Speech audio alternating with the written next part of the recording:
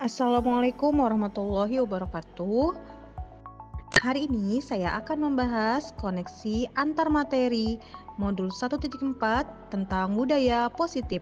Bersama saya Nuryanti Purwanti, calon guru penggerak angkatan 11 Kota Samarinda, Kalimantan Timur. Peran saya dalam menciptakan budaya positif di sekolah.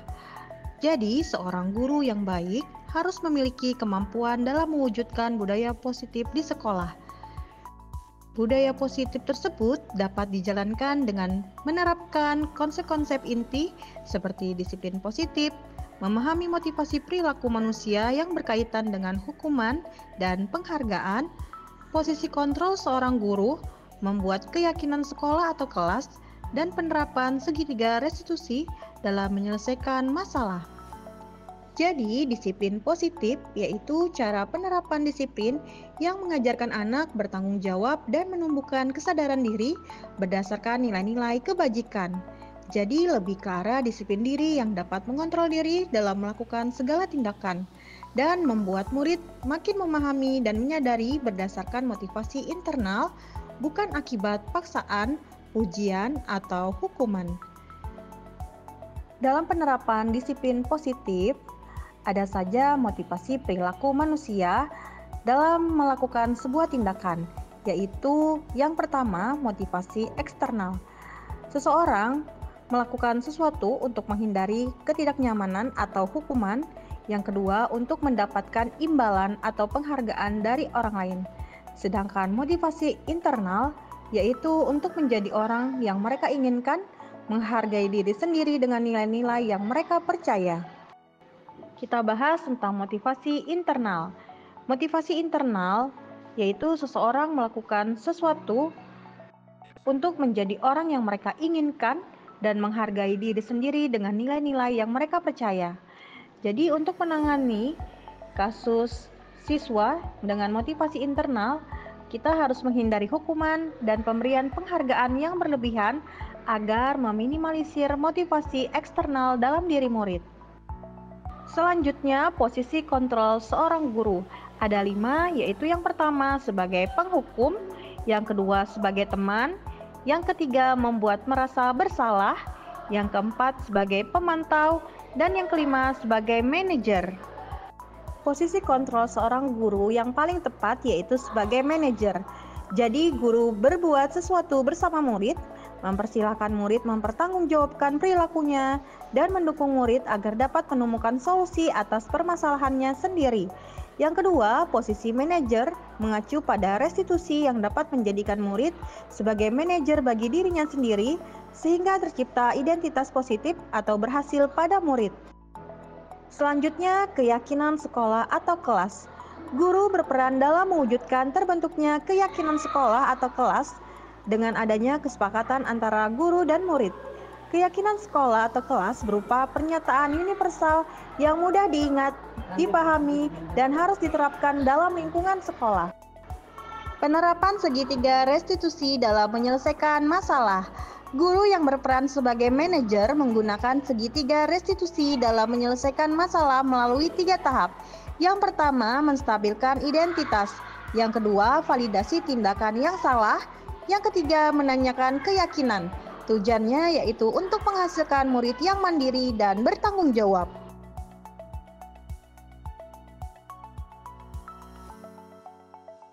Budaya positif, filosofi Ki Hajar Dewantara.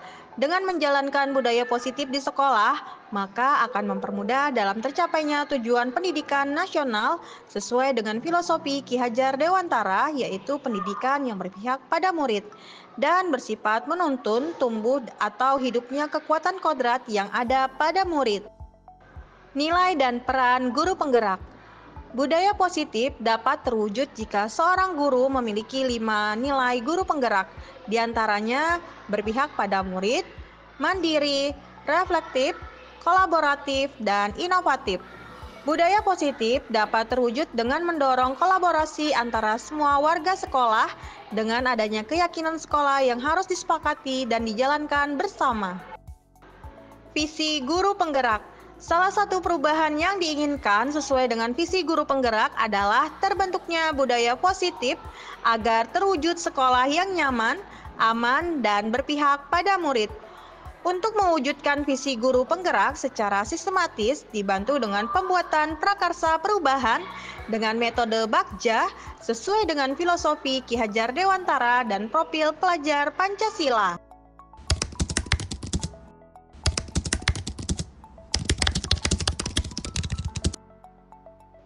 Saya telah memahami konsep-konsep inti dalam modul budaya positif yang berkaitan dengan disiplin positif, teori kontrol, teori motivasi, hukuman dan penghargaan, posisi kontrol guru, kebutuhan dasar manusia, keyakinan kelas, dan segitiga restitusi. Seluruh konsep inti tersebut saya resapi dalam diri dan saya mulai memahami, mewujudkan dalam tindakan, dan saya bagikan praktik baik tersebut kepada rekan-rekan guru. Hal yang menarik bagi saya dan di luar dugaan adalah saat saya mempelajari motivasi perilaku manusia berupa penghargaan. Ternyata penghargaan berdampak kurang baik bagi murid, diantaranya dapat merusak hubungan, mengurangi ketepatan, menurunkan kualitas, mematikan kreativitas, dan bersifat menghukum.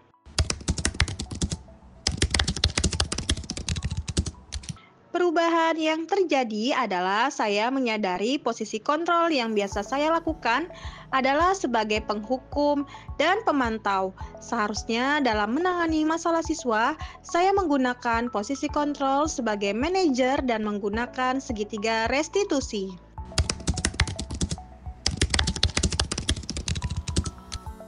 Saya menangani siswa yang membuli adik kelas saat jam istirahat.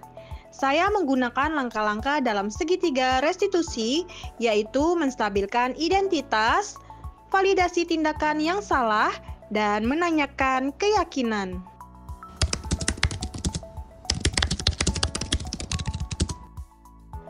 Perasaan saya sangat termotivasi untuk terus memperbaiki diri sesuai dengan nilai-nilai budaya positif di sekolah.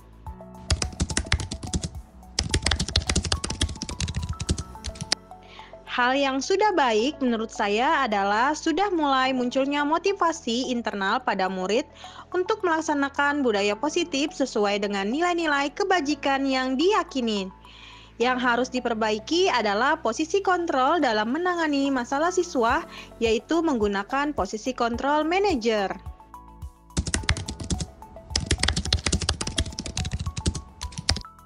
Sebelum mempelajari modul ini, posisi kontrol saya sebagai penghukum dan pemantau.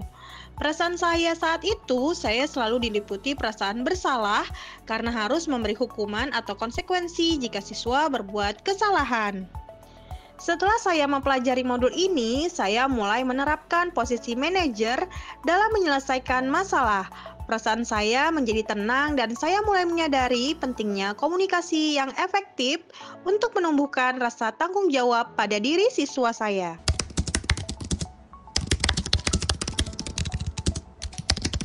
Pernah, namun saya hanya menggunakan 2 tahap saja, yaitu menstabilkan identitas dan validasi tindakan yang salah dengan memberikan pertanyaan.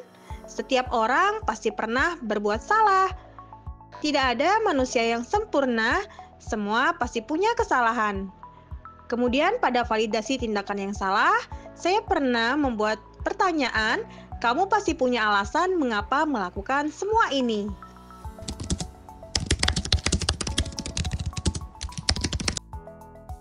Hal lain yang penting dipelajari dalam proses menciptakan budaya positif adalah melakukan kolaborasi antara sekolah dan orang tua murid, agar budaya positif ini terintegrasi tidak hanya di sekolah, tetapi juga penerapannya sampai di rumah, agar menjadi suatu kebiasaan atau karakter yang membentuk kepribadian murid-murid kita. Sekian video yang telah saya sampaikan.